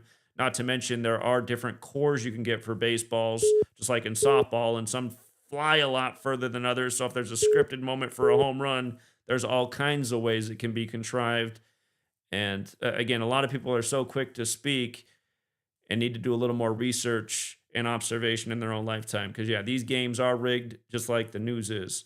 And this man on the phone, you'll hear his voice a lot. He hasn't been around a long time, but he's a great student, great contributor, and uses the knowledge with great efficiency, especially in the world of sports gambling. So appreciate it, 407. Thank you. Yeah, and then one more thing that I wanted to add. I was talking to someone earlier today, and they brought up how there was another shooting at FSU. I think this was in 2014 in the library there, and it was also on a Thursday. Well, I'm sure there's more to it. I didn't really look into it, like the date span and things like that, but I found that interesting, having them both on Thursday. Probably more to it. I'll have to look at how many. That means they're exactly a certain amount of number of weeks apart. I'm going to look that up too. I didn't remember the prior one. Yeah. And it's also, I can't think of it. His name's escaping me right now, but the former Florida State athlete, and he coached football there, and he's been on ESPN talking college football for decades. He just happened to retire. Lee Corso. Yeah, and I guarantee he's a Catholic, Italian. Just happened to retire the same day at the shooting. I mean, come on, man. Yeah, I mean, this stuff is sick. We go on and on, like the Carmelo Anthony, the two Carmelo Anthony news on the same day. Like, right, that's a good point. Yeah, that's a big buzzing topic right now. The Carmelo Anthony stabbing on the same day that Carmelo Anthony is nominated into the Naismith Hall of Fame. The only other Carmelo Anthony we ever heard of before, the famous basketball player. And we won't even get into that happening on 4/2 in light of the 42 code on Black History. But yeah, absolutely. Coincidence training. Yeah, so hopefully whoever is new here listening is here to stay, here to learn. The first year I found this information, I spent, just sitting in the background listening. And you quickly see how the same numbers come up every day. I mean, there's really nothing that you could deny or put against this, because everything that is being shown is what's being shown to us from the news. And we're just putting the pieces together. So, yeah, I appreciate you once again, Zach, and I'll continue listening and supporting. Appreciate that, man. Thank you. You have a good night. You too. All right, take care. All right. A common complaint is the beep from the call waiting. I'll have you know that right now I'm trying to figure out how to turn it off. If you guys can try and time your calls, if you're out there listening, you're probably on a 5 to 10 second delay. But if it sounds like the call's starting to wind down, that might be the time to start punching in the phone number rather than calling over and over mid-conversation. What's up, 559? What's up, Zach? I had a call back, man. Got a couple of things, man. See, I want to reveal all the stuff that I've learned. It's kind of on par with everything that you know about. I mentioned that woman, Deborah Tavares, again. She has a website, stopthecrime.net. It's been up for a while, maybe about 15 years. She has another website called primarywater.org, where she exposes. She was wealthy, so she knows a lot of very educated people that did a lot of research, a lot of mathematicians and geologists. And they discovered that this planet is not running out of water. Their water is continuously made underneath the Earth's mantle, and it comes up in springs and geysers around the world. And they're lying about it, making it seem as if we're running out of water. And so they have to do desalinization and take ocean water, and they also have to recycle water, which is a diabolical we're calling in about somebody else's work, and so far just nothing that has to do with anything we're talking about tonight. I'm all for promoting No, other no, people. it doesn't. Yeah, It doesn't. But that's not the main thing I was calling about. I just wanted to mention that. I wanted to mention to you the NASA war document because you were talking about the people and how the people being depopulated goes along with these numbers. But there's on her website, the reason why I mentioned her, she has a document called the NASA war document. Look that up, and it describes how these people that run the planet have percentages of every country around the world that they wanted to depopulate by, and they wanted this done by the year 2025. Now, I knew about this document like 10 years ago, and as soon as that the virus came and that vaccine, I said, damn, It's the Deagle it. document. Yeah, it's the Deagle website. The Deagle website 15, 20 years ago had up there that there was going to be, for whatever reason, a major population dip in 2025. It remains to be seen. The year is still young, but Why would they do that, Zach? Why would they put that right there, right in your face, right there in the document? And they put it there for you to see. Why would they do that? well, I mean, not many people in the world even know what Deagle is or ever looked up the website, but the truth-seeking community. Yeah, but why even make it accessible? Why even make it accessible? Why would they do that? Well, the authorities would say For that a the few Deagle website's not credible, so that's the other argument. Okay, another thing I needed to know from you, these people, since you know everything about the numbers, I mean, boy, they must have some brilliant mathematicians working around the clock to coordinate all this stuff. Do you believe that's the case? Well, I would And they imagine just like, no, I would imagine at this point in the game that it's computers, it's AI. It's just like you buy a video game, you can simulate the whole football season, right? I mean, they got it all planned out. I mean, your $50 video game that you buy, they got all the moves made on the date and what happened in this game. Computers have been able to do this stuff for a while. Lastly here, the Carmelo Anthony thing, you think that that's staged and that was coordinated to go with these numbers? That's you must be new here, man. That's all the news is every single day. I mean, yeah, Carmelo, the way it's spelled with a K equals 42 on 4-2, when that's the number they stamp over every black shaming ritual that's ever graced the news. And like I said, it also happened on the anniversary of Rodney King's birthday. Rodney King's birthday, and now there's this race war element coming out of it. It's so obvious. Hey Zach, how do you do that, man? You have all the numbers and everything. How do you do that? You prepare yourself every day, watch the news around the clock. How do you do that, man? I've been here every day for over 12 years presenting on all of these topics. I've written massive books. My first book's 800 pages, and it talks in depth about Rodney King. My second book's nearly 400 pages. And even before I started this, I was researching and trying to understand what's really going on in this world, because I never bought really any of the lies from any of the authorities. I mean, I was the kid in the classroom who said, how can you teach me every year that Christopher Columbus discovered a land where people already live? How can you tell me Hitler self-deleted himself, but his body was never found? I don't even understand how that can be written down in a book without somebody laughing their ass off. This is the kind of stuff they force-fed us our whole life and just expected us to believe it because it was written down in a book and told to us by the authorities. And if we could remember to circle that Hitler self-deleted himself, but his body was never found, we get an A in the class. That's the world we're living in, man. Last thing I got to know from you real quick, man. I'm hearing some stuff, man, about the population of China being down about 400 to 500 million since the pandemic. You heard anything about it's that? hard to say. They're a very closed off nation. I don't know. I guess it wouldn't surprise me because, again, for real, don't know. People should look into Henry Kissinger when he was alive and a lot younger man. He held a conference bringing together several leaders of world nations, and they put out, look it up, a plan to depopulate in 47 countries. Yeah, 47. So China, we've learned for all of our lives that China is one of the most overpopulated places, along with India. I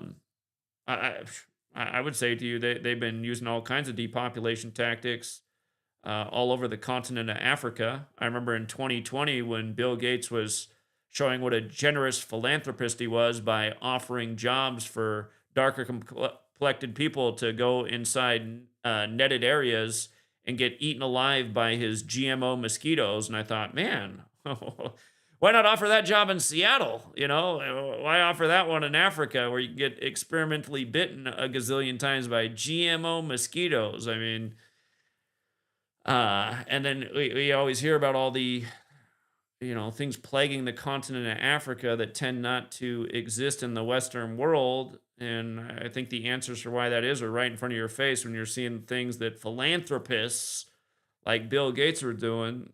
Yeah, depopulation is a very real thing. Yeah, everyone should look up the 201-page book published in 1968 by the Yale professor, The Population Bomb, about why depopulation is so essential. Again, every major depopulation agenda going on right now has 201 on it. The World Trade Centers started massive wars across the world that have killed millions of people. 2 towers became 0 before they became 1. Event 201, that was the simulation for Cooties 19, which a lot of, especially elderly people, the Social Security burden age, are out of here. There's been more than that. The LGBTQ thing, there's a lot more people into that because it's been introduced to society as hip and cool, and people are easily persuaded by the authorities. You know, and the transgender things become very popular. Caitlyn Jenner equals 201. Jenner sounds like gender. That show came out a decade ago now, and man, you just see the younger generation, how they have really gravitated toward this. Again, even in my own family, I have 3 nephews and a niece. She was the only girl of the 4 children. She identifies as a boy now. She changed her name to Alex. And, you know, she's moved up to Seattle. You know, it's, yeah, again, you know, if you're LGBTQ, I mean, more power to you if that's what you want to do, but you're not going to be procreating. So that's how all these things fit in with the depopulation. Anyway, friend, I got to let a few more people get in tonight, but if you got one more thing, go ahead. I would like to ask you another question, but I should save it. But it's kind of on par with this, man. I want to ask you why you think this is happening, but that is really a bigger question. I want to ask you, but then I don't want to ask it. But well, I'm going to think ask about it you this way. anyway. Think about it this way. The cabal uses people for their own benefit to generate more wealth for them, more power and control for them. They use people to build up their own wealth and power. We're now at an age where people aren't nearly as necessary. Machinery, automation, AI. The last 100 years, the Industrial Revolution has made people less and less necessary. So, long story short. Appreciate it, though. Yeah. Call back next time. I'll let somebody else in tonight. Appreciate it, man. Thank you. What's up, 870? Oh, hold on. I did it again. I hit the wrong button. Let me get you on here on the right settings. Hey, can you hear me now? Yeah, you're good. What's up, 870? Okay. Well, speaking of 201, that is me, my buddy, I've been showing him his DeMarcus stuff. So, like, there's a video game me and my kids play, Fortnite. Are you familiar with that or no? I'm aware that that's a video game. I've never played it myself, Fortnite. Okay. Yeah, I know that and right. Minecraft are big viral sensations. Go ahead. Well, we play that with my kids, you know what I'm saying? And I'm trying to give them that. But anytime you have like a matchmaking error, it's always error code 201. Is that right? And exactly, every fucking time, 201 match, like that. Basically, if you're gonna go into the game, into the match, and something happens like an error, like the system messes up, it's always 201. And then the company I work for, we just had a training thing, and the training course was called 201. I work for a big fucking corporation, Verizon. And I told my buddy, I'm like, man, this is fucking crazy. It's like, wow, why would you call it training 201? Yeah, so, that is very interesting. And I told him, the guy that I talked to, I'm like, man, bro, you know, he follows your work too. And I'm like, why couldn't it be 101, 102? But no, they called it 201 training. Yeah, you don't start at 101 like you typically would in class. You just jump right to the 201. Interesting. Okay. Exactly. And I was just like, wow. And me, it's crazy, man. When you see these numbers, they're every day in your face, you know? They put the 201 all the time, you know? It's unreal. The average person don't see it, you know? Because they're like programmed, you know? They're like in the fucking matrix, I guess, you know? Yeah. Just one thing. I don't mind if you guys cuss occasionally, but I just on this platform for uploading the podcast, it asks, there's a button if there's swearing in the episode. And from what I read, your stuff gets less syndicated with swearing, especially with F-bombs. So I think I'm going to try to minimize that language. My bad. Yeah, it's okay. It's okay. I normally, I mean, I don't mind, but I do want the work to reach people, and if that's what it takes. Yeah, exactly. We got to reach the most people because most people they're not aware of this. That's what's crazy, you know. Right. But ever since I've been watching you, man, it's been 201. And you know, before I let you go, dude, in the town I just moved to this town. There's so many addresses that's 201 right now in this town. Subway, the hotel. Like, there's like 8 addresses in this town that's 201. Like, I'll give you an example. McDonald's is 105. Then the next thing over there is 107. Well, you would think the next address would then be like 109. Nope, skip the 201. Interesting. So, you never know. Yeah. Exactly. I told my buddy, I was joking when I moved here. I said, bro, I said, you know how many 201s are here? There's at least 8 or 9 addresses at 201, and they're all big franchises like hospitals, doctors. They're all 201. That's their address, you know? So, but when you know the code, you see this, and it makes you kind of think, like, whatever, let's start questioning this stuff, you know? Yeah, absolutely. Absolutely. But, hey, before I let you go, did you do any research on that killing in Dallas about that little 17-year-old black kid? Because that kid's popular feud about that black kid and, you know, trying to Karmelo Anthony. Karmelo Anthony. We were just talking about it. Yes. Yeah. Okay. So my thing is like, okay, if you bought a knife there, well, that's not self-defense. You already had, you know what I'm saying? So, but the media is trying to make him like he's a fucking, like he's a self-defense. And I'm like, I don't know. So, did you do any research on that, or? We were just talking about it with the last caller. And yeah. Okay. Again, the whole thing is a psychological operation. It happened on Rodney King's birthday anniversary. And again, it happened the same day that Carmelo Anthony, the only person who we'd ever heard of ever that had that name, the famous basketball player, was nominated into the Naismith Hall of Fame. Again, it sounds like you should probably read my first book, Letters and Numbers, and read chapter 18 specifically about the race war code of 42. And again, here we go. So same thing. Rodney King's birthday, race war story, black kid, white kid. And carrying a knife. I don't know. A lot of people carry a knife, and it could be self-defense if the other person initiated the fight and was bigger. So anyway, man, appreciate the call. Thank you. Yeah, if you guys are listening to the show, make sure you're listening to the show. I mean, literally just got done talking about Carmelo Anthony. And also, you guys understand, like, most of the content I am putting out on YouTube, like, I've definitely covered that multiple times. YouTube is suppressing almost every video I make so they don't show up in your feed. Actually, click on my channel and go through the video wall and the live wall.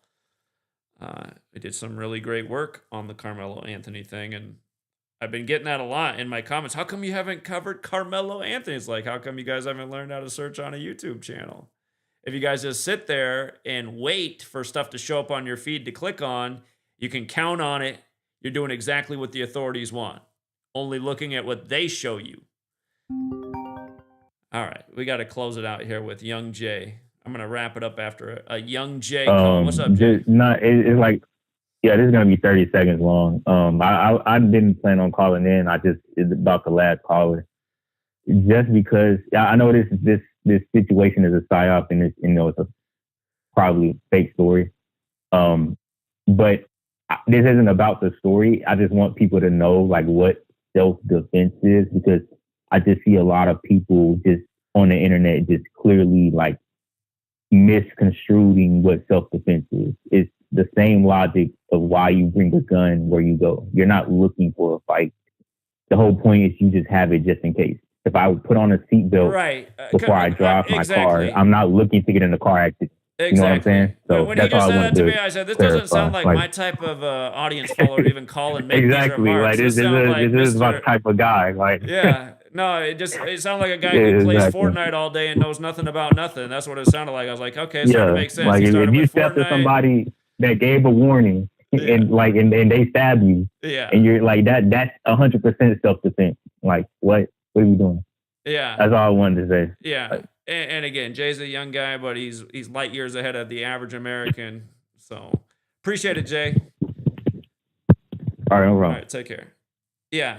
Again, you guys, I want good callers. I want good callers on this program. If you don't know that you're not a good caller, trust me, I'll let you know by just blocking the phone number so it doesn't ever ring in my phone again. But yeah, the end of that last caller was just like, dude, I mean, you just sound like a completely ignorant person. Yeah. A protection device can be used for self-defense. What's up, Joey? Joey. Yo. I didn't hear anything. For. Yeah, I think sometimes it might take a second with this system for it to register, but go ahead. So we just had Jackie Robinson Day in the MLB, and it was on the 15th of April.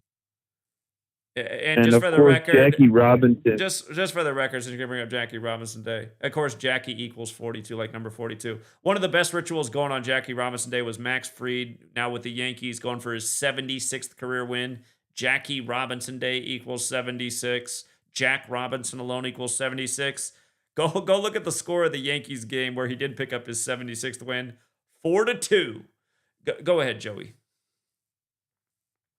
Yeah, and of course, slave equals 76, and slave also equals 59, and we'll get to why that matters, because the Jackie Robinson, he came, originally he played for the Kansas City Monarchs in the Negro League, and the Royals from Kansas City, they came into the game on Jackie Robinson Day on 4,259 wins all time. Like you write the number 4,259 like 4259. And for of people course, who are you new always here, talk about for people who are new here, my first book, which I wrote in 2017, Letters and Numbers, chapter 18, is about the race war and how the numbers 42 and 59 come together. Make a long story short, slavery equals 42, slave equals 59. They get paired all the time. Yeah, great catch. I didn't see that. Great catch. Yeah, they're still on 42.59 as of Friday and that was morning. again, they were playing against the Yankees. So. They were playing against the Yankees, who beat them 4-2 on Jackie Robinson Day. Right, yep. So isn't that just amazing that they would come in on that number on Jackie Robinson Day? Well, again, it's proof of how scripted it all is. Remember last year they made home teams 11-14 when they got eliminated by the Yankees. They're the Royals, and King Charles, the Royal of Royals right now, has an 11-14 birthday. Home teams became 11-14 in the postseason when they got eliminated by the Yankees. Just perfect scripts year after year. A great one that just happened in the NBA. The Warriors in San Francisco, where the Church of Satan was established.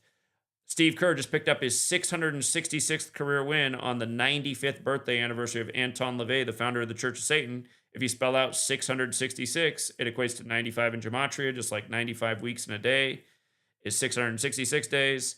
Warriors also equals 95. And if you're new here, Anton LaVey died 201 days from his birthday and also 201 days from the sitting Pope's birthday, telling you who's really behind that church. So the same Jesuits that create all kinds of division and chaos in the world.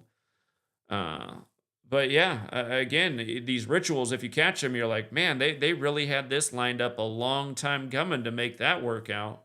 Absolutely.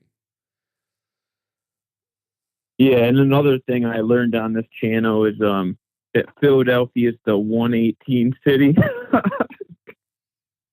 Philadelphia, Pennsylvania equals 118, as does Philadelphia, PA, as you would write it on an envelope. And of course, today they became 11-8. Yeah, and they represented And the they named it 118th World Series. We had again, this is what we do in the morning with sports. We thought Philadelphia looked like one of the locks today in baseball for the 118. And in spring training of the year of the 118th World Series, we said it's either going to be the Phillies or the Dodgers to represent the NL in the World Series because they're the only two cities with the 118 connection. Sure enough, Philadelphia, who's what we wanted because they were the bigger payout, they represent the NL in the 118th World Series. Absolutely. And here's what else is wild. Exactly. Here's what else is wild. Barry Bonds, who played for the Giants, who lost to the Phillies today, he also played for the Pirates, the other Pennsylvania team. Barry Bonds equals 118. And today was 267 days after his birthday, which is the Philadelphia area code. Again, you learn area codes, you see the way they play in sports. A few days ago, Columbus beat the Flyers 3-0. That was a huge payout. We thought that would very well be the exact score because we saw before the game that if Columbus scored 3 and allowed 0, they would have 267 goals for the year and 267 goals allowed for the year. Exactly what happened, monster payout. That same day, Minneapolis in baseball, the Twins became 6-12, like Minneapolis at the 612 area code. Yesterday, we loved the Mariners to beat the Reds to become 20-6 versus the Reds all time because Seattle's the 206 area code, just like when they won their only rigged Super Bowl. Russell Wilson had 206 passing yards, on and on and on and on and on. Go ahead, Joey. Yeah, I was going to mention the Minneapolis 612. Yeah, I've seen that one. But yeah, what they do is just undeniable. Can you This count on it, knowledge is Joey? Can you undeniable. count on it? Can you count on it? You can count on it. Indeed, for sure. indeed. We're gonna abuse that phrase over here because literally, I mean, you can just count on this stuff going on day after day. The same rig sports, the same rig news, the same ritualistic code. Once you're aware of it, it is so redundant and it truly is undeniable. And the reason so many people don't recognize that is because they don't even give it a chance. And that's the mistake a lot of people have made who've crossed the path of this knowledge. Fact. And yeah, good per show. And that's all I have, man. Peace. All right. All right. Take care, Joey. It's 11:11 out here on the West Coast. You know what? That's the master number. This is the first episode. My daughter, I hear her crying in the background. It's the time to go be a father. All right, you guys, you have a good night. And until next time, True Singer.